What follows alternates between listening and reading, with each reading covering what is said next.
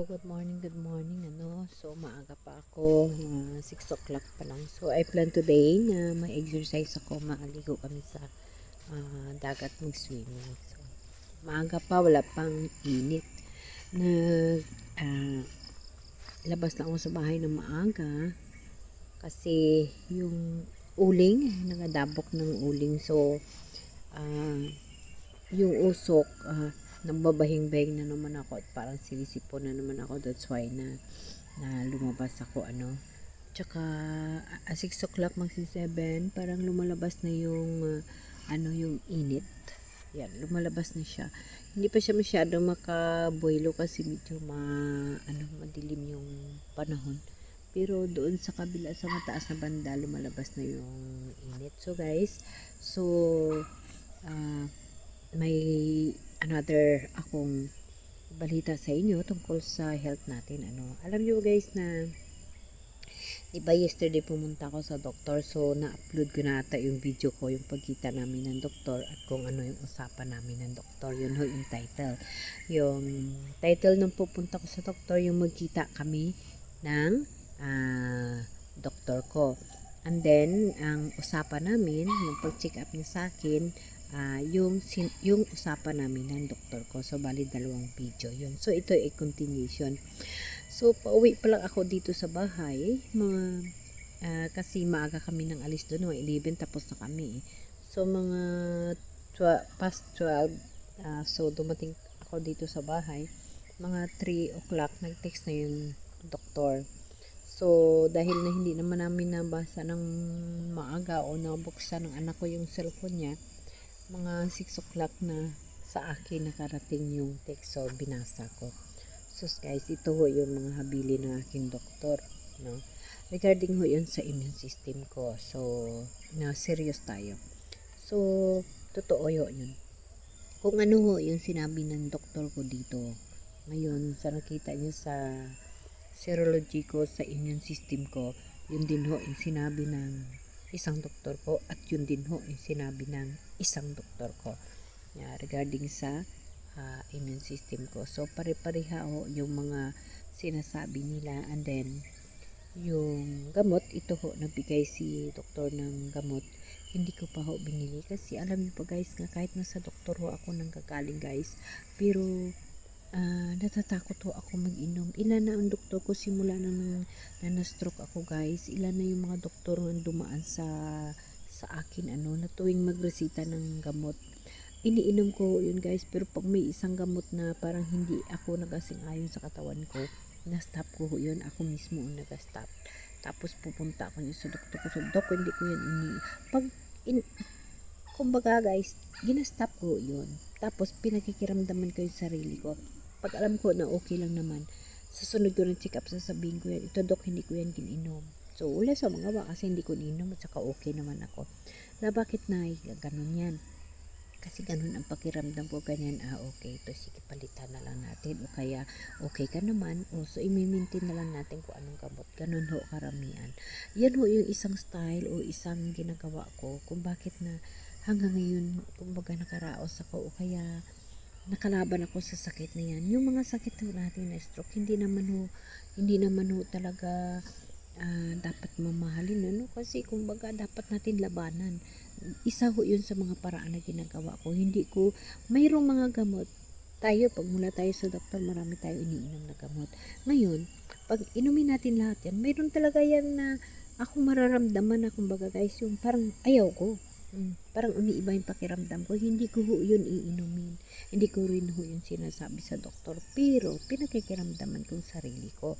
So, sa tingin ko na okay lang naman, so continuous hindi ko inumin yun, pero pag sa tingin ko nga umiiba, babalik ako niyan sa kanya at sasabihin ko na ay iba yung pakiramdam ko sa ganun ng gamot, sa ganyan ng gamot. Ganun no yung ugali ko pagdating ho sa sakit. Now, so back to the topic tayo. So kung ano yung sinabi ng doktor ko kahapon, yun din ho yung sinabi ng isang doktor ko nung na-emergency ako.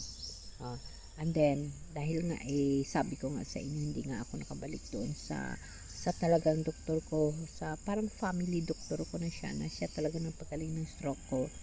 hindi ako sa kanya nakabalik kasi nandito ako. So, ito na nga. So, nasabi ko kahapon yun na sabi ni Doc, wag ko isipin, wag ko didibdibin yung serology positive ko na yun, wag ko na didibdibin. Pangpalakas ho yun ng loob. Pangpalakas lang ho yun ng loob. So, tuwang-tuwa ako kasi bakit parang i-ignore ko daw yun. Yung parang hindi ko siya pansinin kasi may stress lang ako at saka mababaliw ka lang sa kakaisip sa ganun, ano. So, tuwang-tuwa ako sa mga sinasabi ni Doc. Pero alam niyo ba guys, sa pagdating ko dito sa gabi, yung text sa akin is, kala mo nang nunubina ako regarding ho lahat sa immune system ko. So, yun ho, na ang immune system hindi biro ho na sakit. Halos hindi na wala na ata akong kakainin. Ano? Yun nga sinasabi ko lagi sa inyo na ang immune system ko, halos wala na akong makakain. So, tuwang-tuwa na ako kahapon sa sinabi ni doktor na ignore mo yan. Mababaliw ka lang yan sa kakaisip. Tuwang-tuwa ako. Pero pagdating ko dito sa bahay, parang nubina ho yung text sa akin na regarding ho lahat sa immune system ko. So, totoo ho yun guys. So, halos wala na ako makain. Nililista niya lang yung dapat kong kainin at yung dapat. So, ganun ho ka-strict yung doktor. So, susundin natin. For now, yung regarding sa gamot, cetirizine lang kasi iniinom ko eh. So, gusto ng doktor ko palitan. Pero yung maliban na hindi ko rate, sobra mahal guys. So, mag-iosip wala tayong trabaho para uminom ng ganong klase mga gamot, ano. Pero siyempre iinom ako mag-inom ako after that. Yun nga yung usapan namin. So, titingnan ko kung okay siya, di continuous ko. Pero hindi sa okay, di stop ko, ano. Kung cetirizine na lang ako, ano, diba? So, yun ang gagawin ko guys. So, ito ho, yun yung mga senaryo niya, napakadami ho na chat ho. Yan ho, dapat kong sundin. So, susundin ko yan. Pero especially guys na nag-abase talaga ako guys sa food. Sa sakit ko, kahit nung na-stroke ako, naka-recover ako guys. Na iniinom ko yung mga gamot, alternate, hanggang sa naka-recover ako. And then, ito na naman yung immune system ko, itong gamot. Magbibase talaga ako sa food. Kasi sa lifestyle lang yan na tinatawag eh. At siyempre, talaga noon pa naman yung attitude ko sa kain, hindi tama. Hindi kasi ako pala kain. Hindi man ako nagda-diet, pero dahil family ko ka guys, yung tikim-tikim na bubusog ka. For now, kumakain na talaga ako as in umaga, tanghali, merienda. Kumakain na talaga ako ng tama para manumbalik yung immune system ko. At saka gulay at saka isda lang yung kakainin ko. So sa fruits naman, always saging ako. Bawat kain ko may saging gid ako. So, yun lang guys. Hanggang dito lang muna yung ating na usapan. Hanggang dito lang muna yung ating mga information na sasabihin ko sa inyo regarding sa immune system ko. So, ito, babasahin nyo, titingnan nyo kung anong senaryo ng parang nobina, yung habilin ng bagong doktor ko dito regarding sa immune system ko. So, okay guys, abangan ang susunod natin na mga hakbang para sa paglaban ng sakit natin. Just imagine guys, stroke, immune system, ano. Tapos, ito hindi pa ito natingnan. Sabi niya nga kasi, include pa daw ito sa pagka-stroke ko. But, bilang ako mismo ang humahawak ng sakit ko, I know na ugat ito. Parang napingkaw siya eh. Kasi alam mo may pilay ito noon eh. Ito. Halos matanggal itong abaga ko. So, isa yan sa mga dahilan. So, kumbaga, tutulungan din natin yung doktor natin. Tutulungan natin yung doktor natin.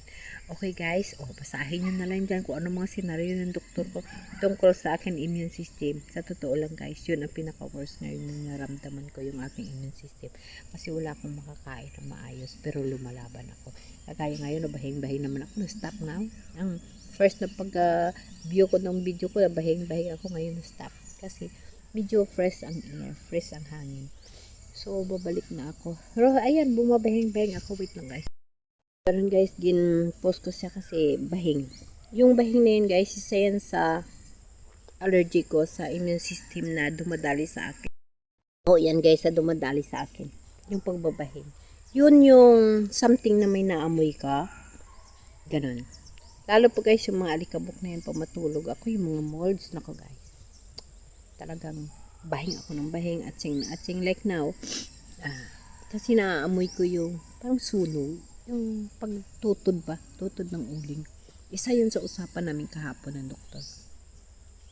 Bawal sa akin yung mga usok ng sigarilyo. Yes, tama ho yan. Once ho nga maka-amoy ho ako niyan, talagang atakihin ako ng allergy ko. Magbabahing ako, running nose. So, yan ngayon ang nangyayari sa akin, running nose ako. Dahil sa, yung magluto, yung uling yung gamit. Ganun, guys. Yan. Ganyan no, yung mga nag-aatake sa allergy ko, sa immune system ko. Allergy.